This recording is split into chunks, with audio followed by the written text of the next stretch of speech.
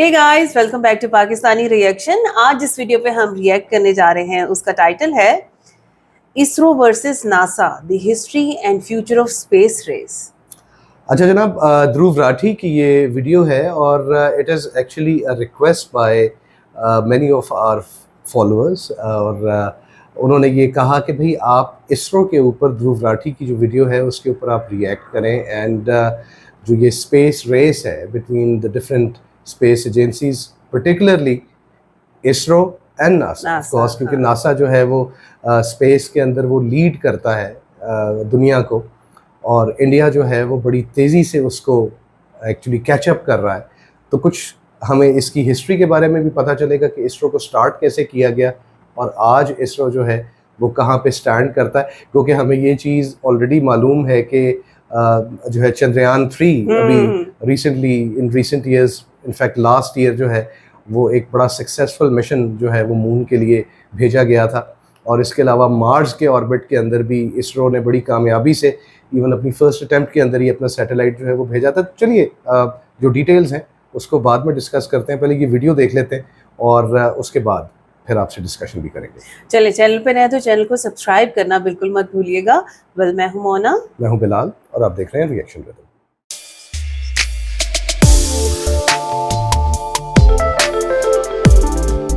तो चलिए जी, वीडियो को स्टार्ट करते हैं। वीडियो थोड़ी सी लंबी है, 21 मिनट की, एंड हमारे साथ रहिएगा और हमारी डिस्कशन को ज़रूर सुनिएगा। 3, 2, 1 एंड चलिए।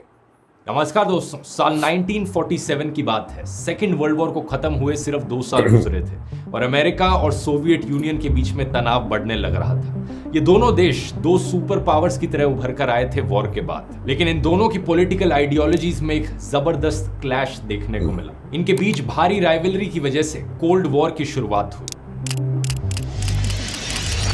इस समय में दोनों देश अपने न्यूक्लियर हथियारों को और ताकतवर बनाने की कोशिश कर रहे थे।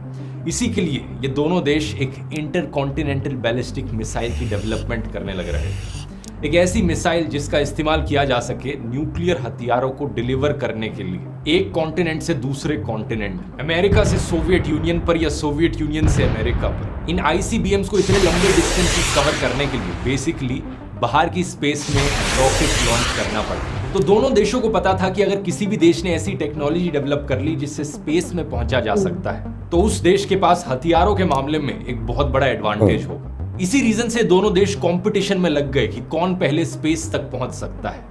इन दोनों के बीच में एक स्पेस रेस की शुरुआत साल 1955 में अमेरिका ने अनाउंस किया प्लान कि वो आर्टिफिशियल सैटेलाइट्स लॉन्च करेंगे स्पेस में। To share its meaning is not governed by the efforts of others. We go into space. इस अनाउंसमेंट के कुछ ही दिन बाद सोवियत यूनियन ने कहा कि वो भी आर्टिफिशियल सैटेलाइट लॉन्च करना चाहते हैं। करीब 2 साल बाद अक्टूबर 1957 में सोवियत यूनियन इस रेस में आगे निकल गया। उन्होंने इतिहास रच दिया स्पुतनिक को लॉन्च करके, दुनिया की पहली artificial satellite. The Soviet Union has launched the world's first satellite, Sputnik.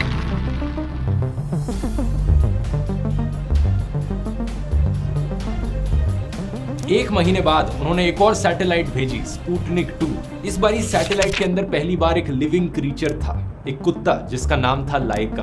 America ने कैचअप किया जनवरी 1958 में जब उन्होंने अपनी पहली सैटेलाइट लॉन्च करी, एक्सप्लोरर 1। इन दोनों देशों के बीच में कंपटीशन इतना भयंकर था, मोटिवेशन इतना ज्यादा था कि स्पेस टेक्नोलॉजी में प्रोग्रेस बड़ी तेजी से देखने को मिला। इसी बीच इंडिया में बैठे एक साइंटिस्ट डॉक्टर विक्रम साराभाई बड़ा इंस्पायर्ड फील होने लगे इस स्पेस टेक्नोलॉजी में डेवलपमेंट्स को देखकर। स्पेशली स्पुतनिक की लॉन्च के बाद साल 1957 में इन्होंने रियलाइज किया कि एक देश के विकास के लिए स्पेस में डेवलपमेंट करना कितना जरूरी है। साल 1962 तक इन्होंने जवाहरलाल नेहरू को कन्विंस कर दिया था कि इंडिया के पास भी अपना एक स्पेस प्रोग्राम होना चाहिए। और कुछ इस तरीके से जन्म होता है दोस्तों इसरो का।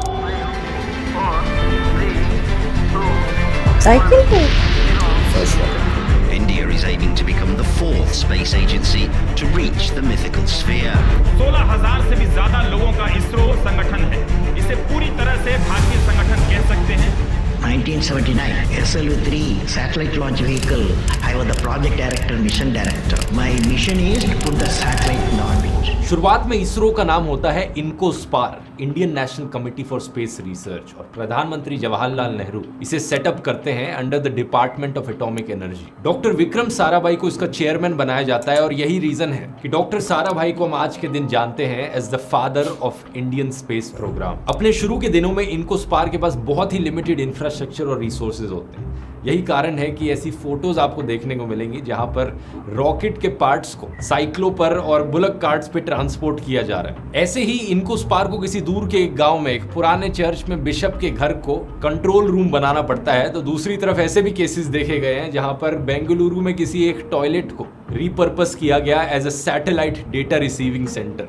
रिसोर्सेज की कमी की वजह से बहुत जुगाड़ करना पड़ा था शुरू में, लेकिन इंडिया की स्पेस जर्नी ऑलमोस्ट इमीडिएटली शुरू हो गई थी। नवंबर 1963 में इनकोस्पार के एस्टैब्लिश होने के सिर्फ एक साल बाद इंडिया ने अपना पहला रॉकेट लॉन्च किया। ये एक साउंडिंग रॉकेट था, एक ऐसा रॉकेट जिसमें इंस्ट्रूमेंट्स होते हैं अलग अलग मेजरमेंट्स लेने के लिए। अर्थ की एटमॉस्फेयर में इलेक्ट्रॉन्स को स्टडी करने के लिए इसे लॉन्च किया गया और उस वक्त इसे सप्लाई किया था नासा ने। इसके सक्सेसफुल लॉन्च के बाद इंडियन साइंटिस्ट को एक्सपीरियंस मिला, नासा से सीख मिली और फिर हमने बनाया अपना पहला खुद का साउंडिंग रॉकेट। इसे नाम दिया गया था रोहिणी 75 और 20 नवंबर 1967 को इसे सक्सेसफुली लॉन्च किया गया। इसके कुछ साल बाद 15 अगस्त 1969 को इंडिया के 22nd ईयर ऑफ इंडिपेंडेंस में इनकोस्पार को रीनेम कर दिया जाता है इसरो, क्योंकि अब ये सिर्फ कोई कमिटी नहीं थी, ये अपनी खुद की एक ऑर्गेनाइजेशन बन गई थी। एक ऐसी ऑर्गेनाइजेशन जिसका मकसद था स्पेस टेक्नोलॉजी का इस्तेमाल करना देश के विकास के लिए। एक बार फिर से डॉक्टर साराभाई को चेयरमैन बनाया जाता है इस ऑर्गेनाइजेशन का। डॉक्टर साराभाई की लीडरशिप के अंडर इसरो के साइंटिस्ट बड़ी मेहनत से काम करते हैं स्पेस टेक्नोलॉजी की फील्ड में। साल 1975 में जाकर इंडिया अपनी पहली आर्टिफिशियल सैटेलाइट लॉन्च करता है जिसका नाम होता है Aryabhata. Country's first satellite, Aryabhat, was launched into space. The satellite name was given after Aryabhat, who was a famous Indian astronomer, mathematician in the 5th century. Unfortunately doctor Sarabhai जिंदा नहीं रहते इस मुकाम को देखने के लिए। उनका देहांत साल 1971 में ही हो जाता है कार्डियक अरेस्ट की वजह से। लेकिन उनके बाद अगले इसरो चेयरमैन बनते हैं सतीश धवन, एक बहुत ही टैलेंटेड मैथमेटिशियन और एरोस्पेस साइंटिस्ट। वैसे ये जो पहली सैटेलाइट की लॉन्च थी ये की गई थी सोवियत यूनियन से। इसरो ने सोवियत यूनियन की मदद ली थी क्योंकि इंडिया और सोवियत के बीच में एक एग्रीमेंट हुई थी। लेकिन आने वाले दशक में 1980s में नए रिकॉर्ड्स टूटते हैं। इंडिया सक्सेसफुल हो जाता है अपना खुद का सैटेलाइट लॉन्च व्हीकल बनाने में, तो बाकी देशों पर अब रिलाय करने की जरूरत नहीं सैटेलाइट्स लॉन्च करने के लिए। पहला सैटेलाइट लॉन्च व्हीकल SLV-3 इस्तेमाल किया जाता है रोहिणी सैटेलाइट को ऑर्बिट में भेजने के लिए। और इसके बाद इसरो कई और सैटेलाइट लॉन्च व्हीकल्स पर काम करता है, जैसे कि augmented satellite launch vehicle ASLV या फिर polar satellite launch vehicle PSLV, geosynchronous satellite launch vehicles GSLV, जिसका इस्तेमाल किया जाता है सैटेलाइट्स को जियो स्टेशनरी ऑर्बिट्स में भेजने के लिए। साल 1983 में इसरो एक बार फिर से नासा की मदद लेता है इनसैट सैटेलाइट को लॉन्च करने के लिए। इनसैट का फुल फॉर्म है Indian national satellite system, basically एक सीरीज ऑफ कम्युनिकेशन सैटेलाइट्स जिन्हें अर्थ के ऑर्बिट में डाला जाता है, जिनका मकसद है रेडियो वेव्स के थ्रू कम्युनिकेशन किया जा सके। इसकी मदद से अब इंडिया में टेलीविजन ब्रॉडकास्टिंग करी जा सकती थी, वेदर की फोरकास्टिंग करी जा सकती थी, कोई बड़ा डिजास्टर आ रहा है, कोई टोर्नेडो आ रहा है कहीं पर, पहले ही वार्निंग दी जा सकती थी इन सैटेलाइट्स की मदद से। इंटरेस्टिंग चीज ये थी देखनी, जहां एक तरफ अमेरिका और सोवियत यूनियन एक दूसरे से बड़े कंपटीशन में लगे हुए थे, इंडिया ने टाइम टू टाइम इन दोनों ही देशों की स्पेस एजेंसीज की मदद ली।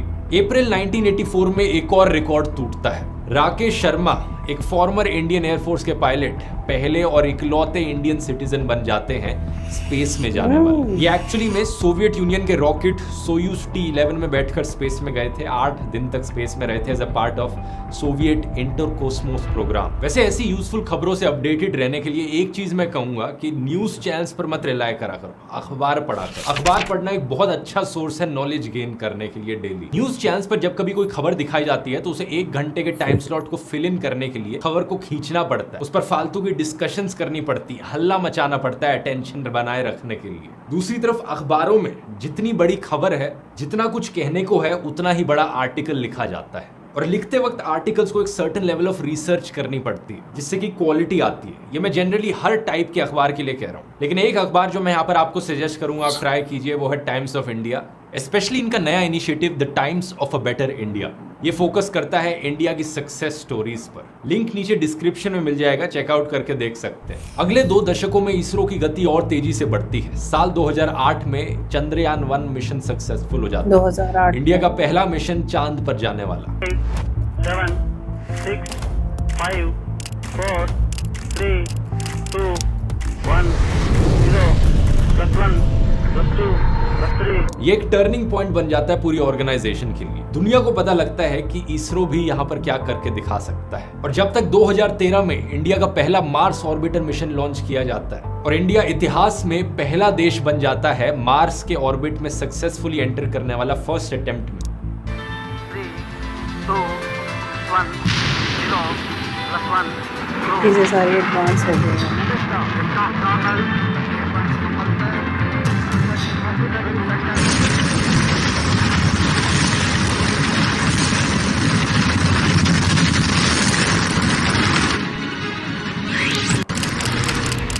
इसरो को एज अ स्पेस एजेंसी दुनिया की टॉप स्पेस एजेंसीज में गिना जाने लगता है। इंडिया को एक स्पेस सुपर पावर माना जाने लगता है।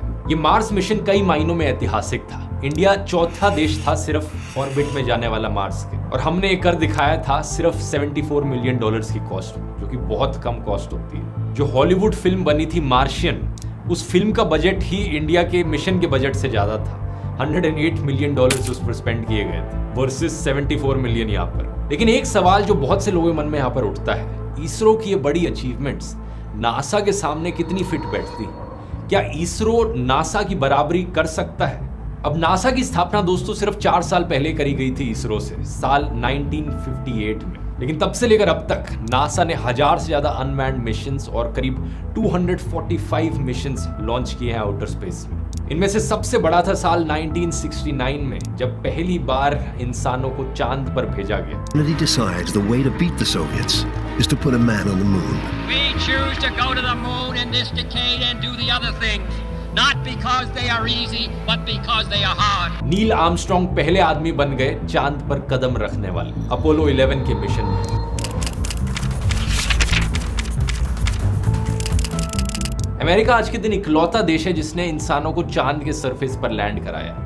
इसके अलावा इनका केपलर स्पेस टेलीस्कोप, जिसने हजारों एक्सो प्लैनेट्स को डिस्कवर किया है, यानी वो प्लैनेट्स जो हमारे सोलर सिस्टम के बाहर हैं। नासा की मदद से ही इंटरनेशनल स्पेस स्टेशन को लोअर अर्थ ऑर्बिट में प्लेस किया गया। एक ऐसा स्पेसक्राफ्ट जिसमें इंसान रह सकते हैं, काम कर सकते हैं और एक्सपेरिमेंट्स कर सकते हैं स्पेस में। फिर नासा ने मार्स के सरफेस तक पर भी रोवर्स भेजे हैं, जैसे कि 2015 में क्यूरियोसिटी रोवर मार्स की जमीन पर लैंड किया और पानी का पहला एविडेंस पाया कि मार्स पर लिक्विड स्टेट में वाटर एग्जिस्ट करता है। और हाल ही का जो famous James Webb space telescope है, जिस पर मैंने 2 वीडियोस भी बनाए हैं, अब जाकर देख सकते हैं। इनका लिंक मैं नीचे डिस्क्रिप्शन में डाल दूंगा। बहुत ही नई चीजें जिसकी वजह से हमें पता चली है, ये भी नासा ने ही लॉन्च की। तो क्या कारण है एक्चुअली में कि नासा बाकी स्पेस एजेंसीज के कंपैरिजन में इतना आगे है?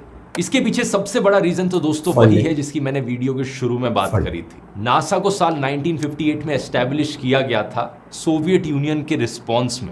Today, a new moon is in the sky, a 23-inch metal sphere placed in orbit by a Russian rocket. Soviet union जब इस रेस में दौड़कर आगे निकल गया, जब उन्होंने अपनी पहली सैटेलाइट लॉन्च करी, तब अमेरिका को लगा कि हम पीछे कैसे रह सकते हैं, हम भी सिविलियन कैपेसिटी में एक अपना स्पेस प्रोग्राम बनाते हैं। इन दोनों के बीच में इतना ज्यादा फियर्स कंपटीशन था कि इतनी ज्यादा इनोवेशन हमें देखने को मिली। इसके अलावा दूसरा कारण है नासा के गोल्स। नासा के गोल्स अगर आप डिटेल में देखोगे तो आपको दिखेगा कि उनका बेसिकली मकसद है मैनकाइंड की नॉलेज को इंक्रीज करना और इंसानों की प्रेजेंस स्पेस में बढ़ाना। इसे आप इसरो से कंपेयर करो तो इसरो को एक्चुअली में किसी देश से कंपीट करने के लिए नहीं बनाया गया था। इंडिया की किसी दूसरे देश के साथ कोई जंग नहीं चल रही थी कि इंडिया को मजबूरी में आकर, प्रेशर में आकर इसरो डेवलप करना पड़ा। इसरो का मकसद था स्पेस टेक्नोलॉजीज को डेवलप करना देश के सोशियो इकोनॉमिक बेनिफिट के लिए। ऊपर से देखकर आपको लगेगा कि इनके मिशन काफी सिमिलर है, लेकिन ट्रेडिशनली देखा जाए तो नासा का शुरू से ही रिसर्च, एक्सप्लोरेशन और टेक्नोलॉजिकल एक्सपेरिमेंट्स करने में ज्यादा इंटरेस्ट था। उन्होंने अपोलो 11 का मिशन इसलिए किया क्योंकि वो सोवियत यूनियन से आगे निकलना चाहते थे।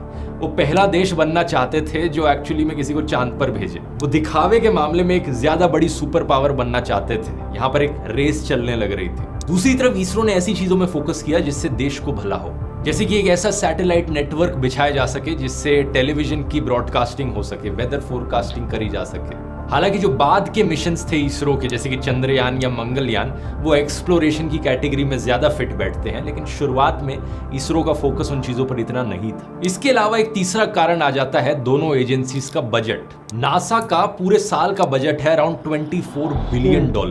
इसे कंपेयर करो इंडिया में डीओएस के बजट से, जिसे $1.7 बिलियन मिलते हैं एक साल, और डीओएस के अंडर एक ऑर्गेनाइजेशन है इसरो, तो इसरो को उस $1.7 बिलियन का कुछ पोर्शन ही मिल पाता है। तो अप्रोक्सीमेटली देखा जाए यहाँ पर नासा का बजट के लिए और एम्बिशियस और एक्सपेरिमेंटल मिशंस पर, इसी की मदद से वो रोवर्स भेज पाते हैं मार्स पर, जुपिटर और सैटर्न के मून्स पर मिशन भेज पाते हैं, एस्ट्रॉइड्स तक पर भी वो स्पेसक्राफ्ट्स भेज पाते हैं। इसरो अपना ज्यादातर बजट एक्चुअली में स्पेंड करता है नई टेक्नोलॉजीज को डेवलप करने में, स्पेस व्हीकल्स की कंस्ट्रक्शन में, ग्राउंड स्टेशंस और जो नेसेसरी स्पेस मिशंस हैं सिर्फ उन्हें ही कंडक्ट किया जाता है। इतना ज्यादा पैसा बचता नहीं है ज्यादा मिशंस करने के लिए। तो नेचुरल सी बात है कि इतने सालों बाद नासा का इंफ्रास्ट्रक्चर कहीं ज्यादा बेहतर है इसरो के कंपैरिजन में। लेकिन कुछ चीजें यहाँ पर जरूर हैं जहां पर इसरो नासा से आगे है, जैसे कि एफिशिएंसी, रिसोर्सफुलनेस और कॉस्ट इफेक्टिवनेस। फॉर एग्जाम्पल साल 2005 में नासा ने एक सोलर मिशन लॉन्च किया था स्टीरियो, जिसकी कॉस्ट पड़ी थी $550 मिलियन उस समय पर। आज के दिन इसरो का आगे प्लान है कि एक सिमिलर सा सोलर मिशन लॉन्च किया जाएगा, आदित्य L1, जिसकी कॉस्ट पड़ेगी सिर्फ $55 मिलियन, वो भी आज की इकोनॉमी में। तो इमेजिन कर सकते हो 1/10 कॉस्ट पर सेम मिशन किया जा रहा है। सिमिलरली नासा ने 2 मिशन प्लान किए हैं वीनस प्लैनेट पर आने वाले टाइम में। एक होगा इनका वेरिटास मिशन, जिसे साल 2028 में लॉन्च किया जाएगा, और एक होगा दा विंसी मिशन, जिसे साल 2029 में लॉन्च किया जाएगा। टोटल कंबाइंड कॉस्ट एस्टिमेट करी गई है $1 बिलियन। दूसरी तरफ इसरो ने अपना शुक्रयान 1 मिशन प्लान किया है जो वीनस पर जाएगा। प्लान के अकॉर्डिंग ये 2025 में किया जाएगा, यानी कि नासा से पहले किया जाएगा, और कॉस्ट एस्टिमेट करी गई है 62 मिलियन से लेकर $125 मिलियन के बीच में। फिर से 1/10 कॉस्ट पर किया जाएगा। ऑब्वियसली इसका एक और बहुत बड़ा एग्जाम्पल था हाल ही का मार्स मिशन, जो एक फ्रैक्शन ऑफ द कॉस्ट में किया गया था। आने वाले टाइम में इसरो के 3 मिशन सबसे इंपॉर्टेंट होने वाले हैं। पहला गगनयान, दूसरा आदित्य L1 और तीसरा चंद्रयान 3। एक्सपेक्ट किया जा रहा है कि इन तीनों को अगले साल 2023 में लॉन्च किया जाएगा। इनमें से सबसे इंपॉर्टेंट मिशन होगा गगनयान मिशन, क्योंकि ये देश के इतिहास में सबसे पहला मैन्ड मिशन होगा टू स्पेस। आज तक इसरो ने कभी भी इंसानों को स्पेस में नहीं भेजा। ये गगनयान पहला ऐसा मिशन होगा जिसमें ऐसा अटेम्प्ट किया जाएगा। इसरो 3 लोगों के क्रू को स्पेसक्राफ्ट में भेजेगा। ये स्पेसक्राफ्ट अर्थ के बाहर चक्कर लगाएगा 5 से 7 दिन तक at a height of around 400 kilometre above the surface. इस मिशन के लिए बजट रखा गया है 9,000 करोड़ से ज्यादा का, और ऑलमोस्ट सारी चीजें इस मिशन की इंडिया में ही डेवलप करी जाएंगी। जो भी लॉन्च व्हीकल होगा, स्पेसक्राफ्ट होगा, लाइफ सपोर्ट सिस्टम होगा, क्रू एस्केप सिस्टम होगा, सब कुछ इंडिया के अंदर डेवलप किया जा रहा है इंडियन ऑर्गेनाइजेशंस के द्वारा। बस एक एस्पेक्ट है इस मिशन का जिसके लिए इंटरनेशनल कोलैबोरेशन की जरूरत होगी, और वो है एस्ट्रोनॉट्स के जो स्पेस सूट्स होंगे और एस्ट्रोनॉट्स को जो ट्रेनिंग दी जाएगी। ये किया जाएगा रशियन स्पेस एजेंसी रोस्कोसमोस की मदद से। 4 इंडियन एयरफोर्स के पायलट्स को ऑलरेडी ट्रेनिंग के लिए भेजा जा चुका है रशियन स्पेस एजेंसी में। इसके अलावा कुछ फ्लाइट फिजिशियंस और कम्युनिकेशन की जो टीम होगी वो फ्रेंच स्पेस एजेंसी के साथ ट्रेनिंग कर रही है, national centre for space studies यानी CNES। अगर इंडिया ये मिशन करने में सक्सेसफुल होता है तो इंडिया चौथा देश बन जाएगा दुनिया का जिसने अपनी कैपेसिटी में एस्ट्रोनॉट्स को लोअर अर्थ ऑर्बिट में भेजा। अभी तक ये सिर्फ 3 देशों ने किया है, USA, रशिया और चाइना। और जैसा मैंने बताया, राकेश शर्मा अभी तक इकलौते इंडियन सिटीजन है जो स्पेस में गए हैं। तो एक सक्सेसफुल गगनयान मिशन का मतलब हुआ कि ये भी चीज अब बदल जाएगी। यहाँ पर आप सोच रहे होंगे कल्पना चावला के बारे में। कल्पना चावला का जन्म एक्चुअली में इंडिया में ही हुआ था, करनाल में। वो इंडियन ओरिजिन जरूर थी लेकिन इंडियन सिटीजन नहीं थी जब वो स्पेस में गई थी, तो टेक्निकली उन्हें अमेरिकन ही कंसिडर किया जा सकता है। अब गगनयान मिशन के भी 3 फेजेस हैं। पहली जो 2 फेजेस हैं, गगनयान 1 और गगनयान 2, ये दोनों अनमैन्ड मिशंस होंगे, यानी स्पेसक्राफ्ट को स्पेस में भेजा जाएगा जिसमें कोई इंसान नहीं होंगे, सेफ्टी टेस्ट करने के लिए। ये जो 2 टेस्ट फ्लाइट्स हैं ये अगले साल से ही देखने को मिलेंगी हमें, और इसके बाद जो फाइनल मैन्ड मिशन है जिसमें इंसान स्पेस में जाएंगे ये होगा साल 2024 में। इसके अलावा जैसा मैंने बताया, आदित्य L1 एक और इम्पॉर्टेंट मिशन जिसे लॉन्च किया जाएगा फर्स्ट क्वार्टर ऑफ 2023 में।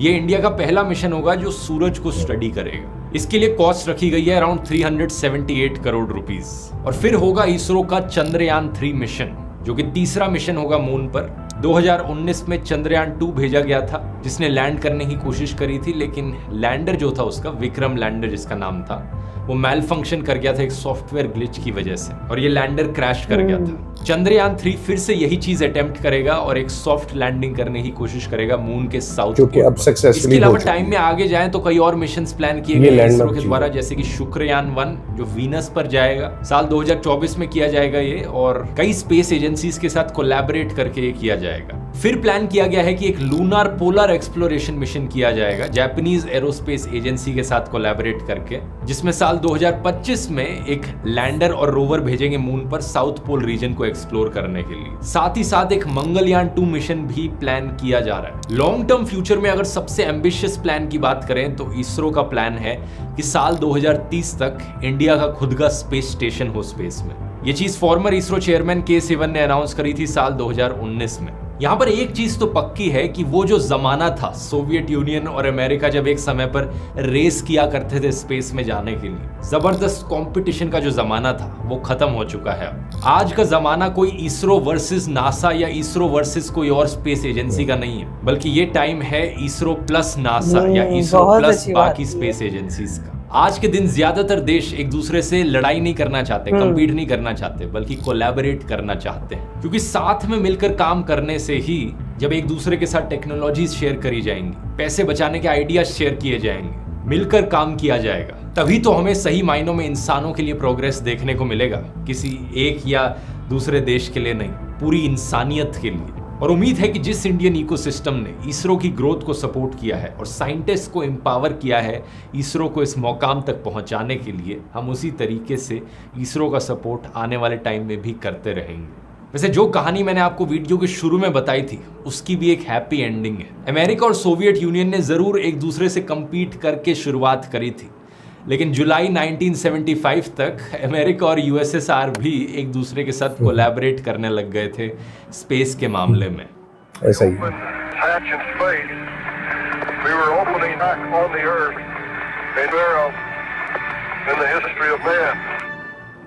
और 1975 ही वो साल बताया जाता है दोस्तों जब ये स्पेस रेस खत्म हुई।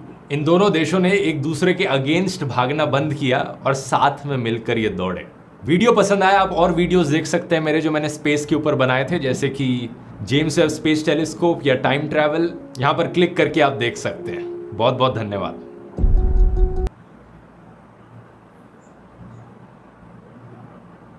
This is nice.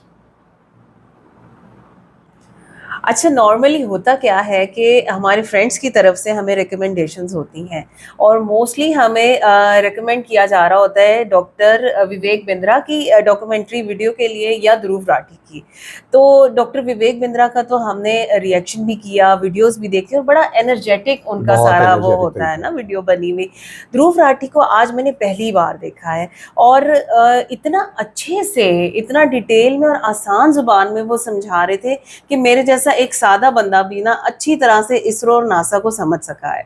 बिल्कुल ऐसा ही है। और अगर इस वीडियो के बारे में बात करें तो इसरो जो है that is Indian space and research organisation. अच्छा, ये जो स्पेस एजेंसी है ये इंडिया की एक प्राइमरी और मेन स्पेस एजेंसी है जिसके ज़िम्मे स्पेस मिशंस को कंडक्ट करना और उसके बाद फिर स्पेस के बारे में जो रिसर्च है वो भी इन्हीं की जिम्मेदारी है। ये डिपार्टमेंट ऑफ एरोस्पेस उसके अंडर आता है और फिर इसरो के चेयरमैन हैं जो कि इसको लुक आफ्टर करते हैं एंड देन इन सारों की जो प्लानिंग है वो directly under the Indian prime minister जो है वो की जाती है और फिर वहाँ से अप्रूवल आता है और ये तमाम के तमाम मिशंस होते हैं। अगर जो है वो इसरो की एक हिस्ट्री के बारे में बात की जाए तो वो ध्रुव ने बताया कि जो है 1969 से पहले ही इसकी ज़रूरत महसूस की जा रही थी कि ऐसा कुछ होना चाहिए, specifically after the cold war started between America and Russia. और इस चीज़ की ज़रूरत महसूस की गई कि India being a big country, India को भी अपना कुछ इस तरह का एक इदारा चाहिए जो कि इंडिया को स्पेस में लेके जाए और मतलब स्पेस के बारे में इंडिया जान सके। नेचुरली जो अमेरिका और रशिया है उनकी तो एक आपस में एक स्पेस रेस थी, राइवलरी थी, लेकिन फिर ये कि इंडिया के अपने प्लान्स थे उसके लिए, मतलब basically for the betterment for जिसको ये कहा जाए कि अपने ब्रॉडकास्टिंग के लिए और अपने जियो सैटेलाइट्स वो भेजना चाहते थे स्पेस के अंदर, लेकिन उससे पहले स्पेस में पहुंचना जो है वो ज़्यादा ज़रूरी था। सो 1969 में जवाहरलाल नेहरू जो इंडिया के प्राइम मिनिस्टर थे, उन्होंने बाकायदा जो है वो इसरो को बनाने की एज ए ऑर्गेनाइजेशन उसकी इजाज़त दी और ये इदारा जो है ये वजूद में आया। और उसके बाद जो है वो रिसर्च का जो एक काम है उसको बाकायदा तौर पे स्टार्ट कर दिया गया और फिर हम ये देखते हैं कि 1975 में इंडिया जो है वो अपना पहला जो सैटेलाइट है वो स्पेस में भेजता है और इस तरह से दुनिया का 7वां मुल्क बन जाता है जिसने अपना सैटेलाइट जो है वो स्पेस में भेजा। और हमने जो है वो इस वीडियो में जो कुछ बड़ी खूबसूरत और पुरानी जो फुटेजेस हैं वो भी हमने देखी, ब्लैक एंड वाइट फुटेजेस, जिसके अंदर इसरो की बड़ी हम्बल बिगिनिंग्स जो थी वो बेसिकली दिखाई गई और हमने ये देखा कि बैलगाड़ियों के ऊपर और साइकिल के ऊपर जो है वो रॉकेट के पार्ट्स इधर से उधर लेके आए गए। और फिर ध्रुव बता रहे थे इसमें कि जो है वो किसी चर्च को अगर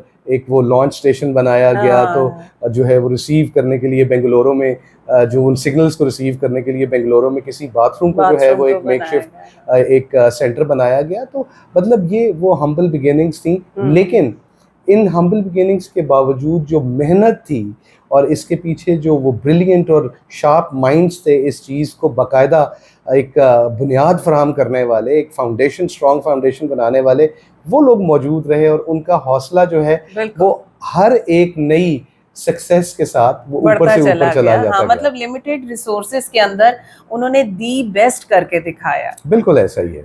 अच्छा, उसके अलावा हमने इस वीडियो के अंदर ये भी जाना कि इसरो ने अपनी ओन पे कई ऐसी फैक्ट्रीज और कॉम्प्लेक्सेस जो हैं वो उन्होंने बनाए जहाँ पे स्मॉल लिफ्ट व्हीकल्स हो गए या जो है वो डीप स्पेस एक्सप्लोरेशन के लिए जो बड़े रॉकेट्स हो गए वो मुकम्मल तौर पे अपने ओन पे अपने रिसोर्सेज के साथ उन्होंने बनाए। एंड ऑफ कोर्स मतलब इंडिया क्योंकि किसी स्पेस रेस का हिस्सा नहीं था, तो जो एक सबसे बेहतरीन चीज़ जो इस वो वीडियो के अंदर मेरे सामने आई वो ये है कि बेसिकली इंडिया ने जो किया वो ये किया कि दूसरों के तजर्बे से, अपने तो माइंड्स जो थे, जो थिंक टैंक्स थे वो इसके ऊपर काम कर ही रहे थे, लेकिन उन्होंने कोलैबोरेशन के अंदर जो मुल्क इंडिया से ज़्यादा आगे थे उनके साथ कोलैबोरेशन की ताकि उस टेक्नोलॉजी को सीखा जा सके, समझा जा सके और अपने ओन पे उसको अप्लाई किया जा सके। और आज इसरो हमको वहाँ पे नज़र आता है कि ये दुनिया का चौथा एक ऐसा मुल्क है कि जो कि चांद पर भी गया, अपने चांद पे उसने सैटेलाइट्स जो हैं वो भेजे, चंद्रयान 3, ये जबकि ये वीडियो गालिबन थोड़ी सी पुरानी है लेकिन अब तो खैर चंद्रयान 3 जो है वो उसका वो पिछले साल वो उतर गया और बड़ा सक्सेसफुल मिशन वो रहा और पूरी दुनिया में धूम मची उसकी। बिल्कुल पूरी दुनिया में धूम मची। And let me tell you guys, Pakistan में भी बड़ा उसको सेलिब्रेट किया गया था कि भाई जो है मतलब ये एक बहुत बड़ी अचीवमेंट है किसी भी so called third world country की तरफ से, क्योंकि वो मतलब ऑफ कोर्स ये जो क्या कहना चाहिए जो टियर 1 कंट्रीज हैं ये किसी और को अपने जैसा तो नहीं समझते। So it was big great feet of engineering और बड़ी अच्छी सक्सेस, बहुत अप्रिशिएट किया गया था यहाँ पे भी ये सारी चीजों को। चंद्रयान 3 का इतना सक्सेसफुल मिशन, बिल्कुल और पाकिस्तान में मेरा ख्याल है कि कोई बंदा ऐसा नहीं था जो तारीफ ना कर रहा हो। बिल्कुल ऐसा ही है, मतलब रिगार्डलेस ऑफ द फैक्ट कि मीडिया क्या दिखाता है, लेकिन छोड़े वो बहुत अच्छी बात उन्होंने की थी कि मीडिया को छोड़ दे। बिल्कुल ऐसा ही है, बिल्कुल ऐसा ही है। और उसके बाद फिर एक जो चीज़ बहुत ज़्यादा रियली इंटरेस्टिंग थी और इंट्रीगिंग थी वो ये थी कि मार्स के ऊपर अपना मिशन भेजना और वहाँ पे सैटेलाइट जो है वो पहली बार अपनी फर्स्ट अटेम्प्ट में कामयाबी के साथ लॉन्च कर देने वाला पहला दुनिया का एक ऐसा मुल्क बना और ऐसी स्पेस एजेंसी बनी जिससे सक्सेसफुली ये चीज़ की।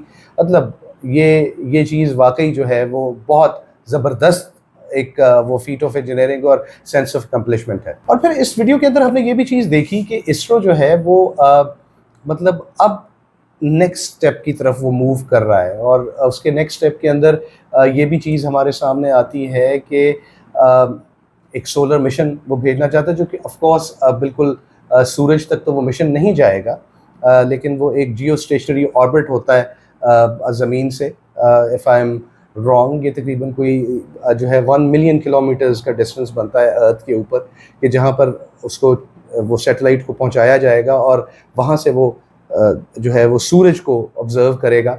और अब आजकल के ज़माने में जबकि ये चीज़ मालूम हो गई है कि ये जो जियो सोलर स्टॉर्म्स होती हैं ये किस कदर ख़तरनाक होती हैं और कम्युनिकेशन के लिए और आपकी जो सेंसिटिव इक्विपमेंट होती है उसके लिए कितनी हार्मफुल होती हैं, ये उसको स्टडी भी करेगा और पहले से एक वार्निंग भी जो है वो फराहम करेगा। उसके अलावा इसरो ने बड़ी जो है वो कामयाबी से कई GPS के लिए जो सैटेलाइट्स है नेविगेशन के लिए वो भी उन्होंने भेजी। उसके अलावा हम ये चीज़ देखते हैं कि भारत भर में बेशुमार ऐसी रिसर्च और डेवलपमेंट फैसिलिटीज़ इसरो के अंडर काम कर रही हैं।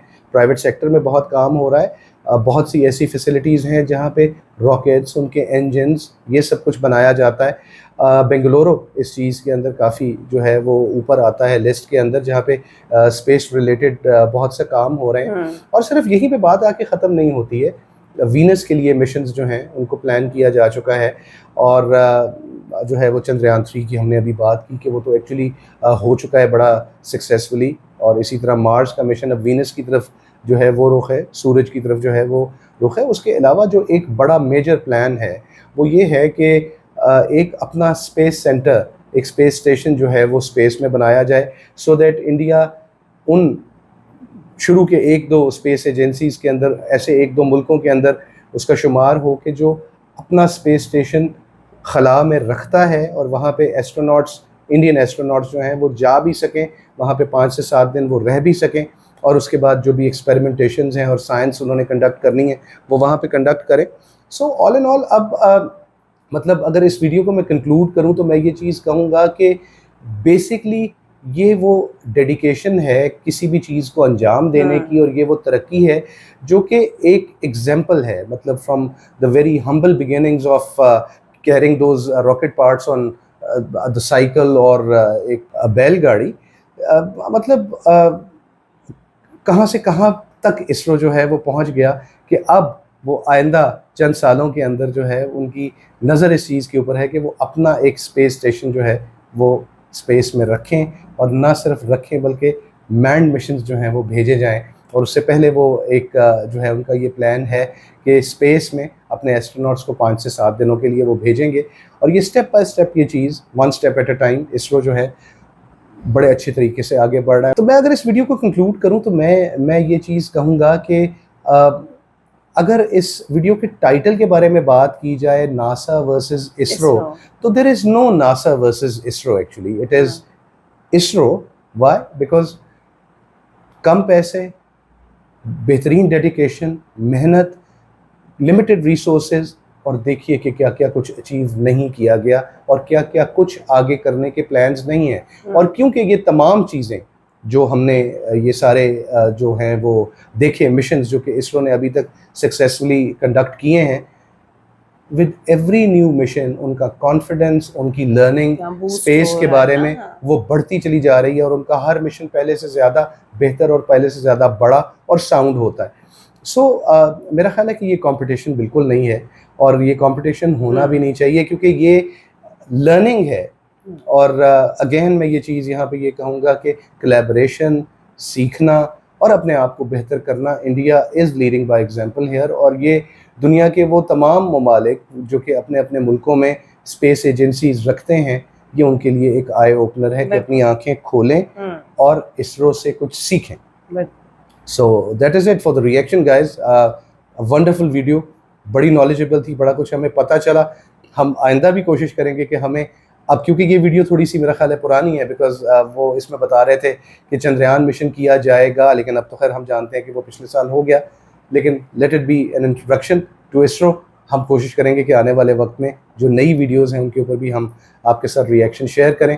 आपके पास अगर कोई ऐसी वीडियो है जिसको आप रिकमेंड करना चाहें, जिससे हमें इसरो के बारे में मज़ीद पता चल सके, हमारे नॉलेज में इजाफा हो सके, हमसे ज़रूर शेयर कीजिएगा। और इस वीडियो के बारे में बता दीजिएगा कि आपको हमारा रिएक्शन कैसा लगा। ये वीडियो आपको पसंद आई हो तो वीडियो को लाइक कीजिएगा, चैनल को सब्सक्राइब कीजिएगा। मिलते हैं आपसे अगली वीडियो में, अपना बहुत ख्याल रखिए।